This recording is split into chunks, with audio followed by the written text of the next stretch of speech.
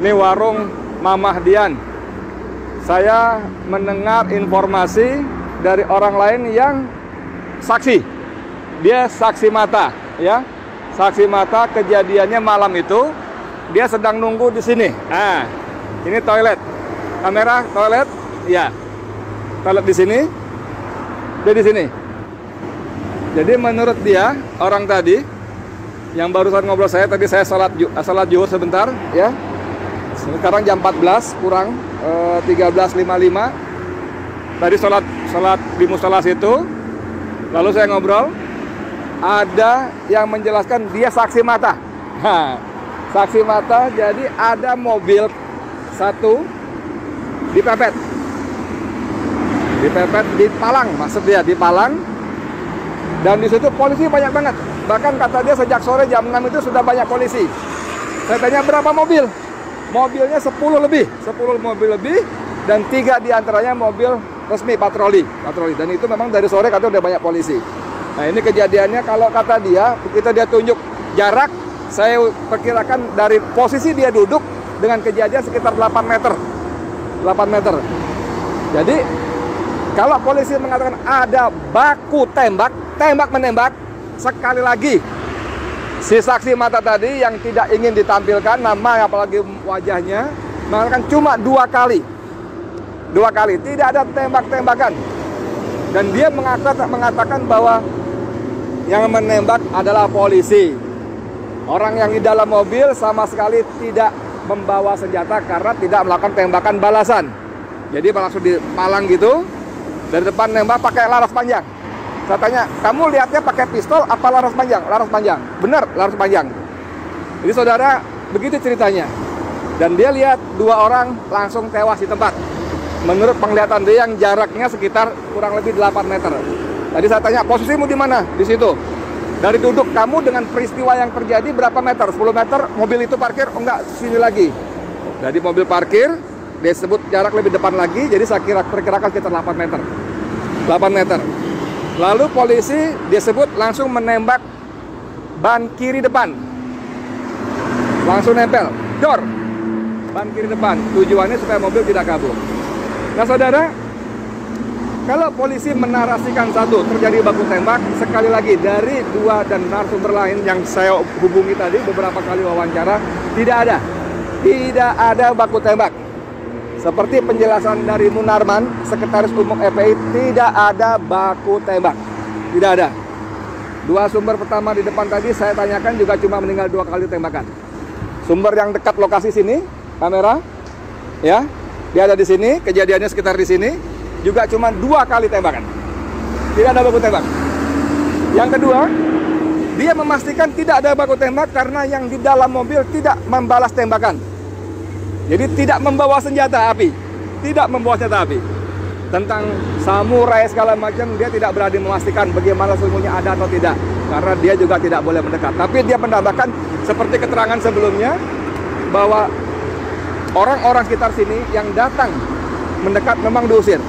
Tidak boleh, menjauh. Ada teroris katanya.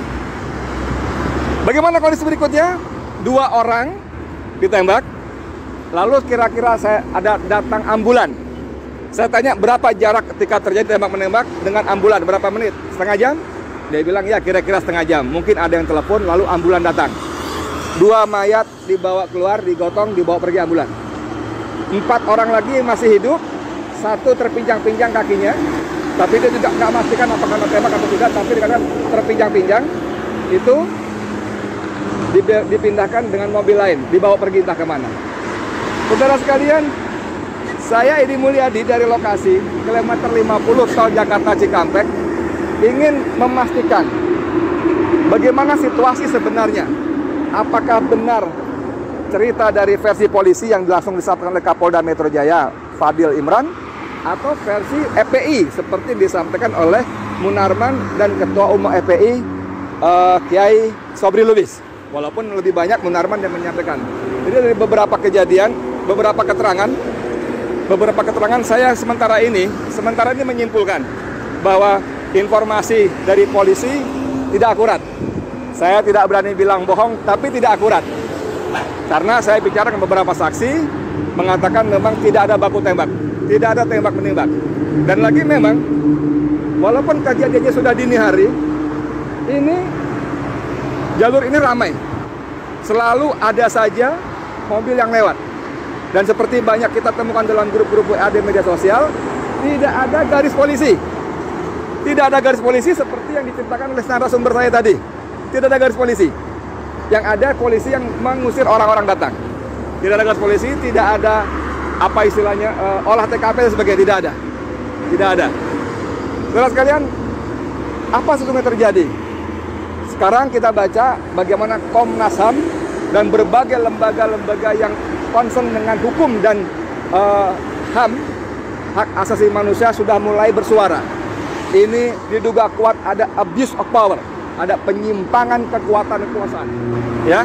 Jadi ada abuse power dan sudah banyak suara-suara yang menuntut dibentuknya tim pencari fakta, tim mencari fakta yang independen, yang bebas dari intervensi kekuasaan. Kita bagaimana tunggu berikutnya, mudah-mudahan Allah semakin buka lagi. Allah buka lagi bagaimana kekuasaan sudah digunakan untuk hal-hal yang tidak pada tempatnya. Karena kalau dikuntit, harusnya yang menguntit itu tidak ketahuan, harusnya. Tapi ini kalau mereka menguntit, malah yang ada terjadi pembantaian, pembunuhan. Jadi tidak menguntit lagi. Lagi kalau orang Balang mengatakan, para ahli hukum, atas dasar apa Habib dikuntit? Kejahatan apa? Ini kan cuma dituduh melakukan pelanggaran protokol dan sudah membayar denda, ya kan? Jadi tidak ada pasal-pasal, tidak ada alasan logik yang membenarkan penguntitan terhadap Habib. Tidak boleh, tidak ada. Dan diperlakukan seperti itu. Kalau dikatakan bahwa karena diduga akan mengerahkan massa pada pemeriksaan tanggal Senin, tanggal 7. Ya, orang Habib sedang keluar Jakarta. Ini posisi kilometer 50 dari Jakarta menuju Cikampek. Ya, dari Jakarta menuju, itu artinya keluar Jakarta. Dan seperti penjelasan dari EPI, bahkan boleh ketahui itu pengajian keluarga inti di Kerawang. Ya, kita tunggu, semoga Allah bukakan lagi pintu-pintu kebohongan yang dibangun dari satu kebohongan yang lain. Sekian dari saya, Edi Mulyadi, untuk Forum News Network. Assalamualaikum warahmatullahi wabarakatuh.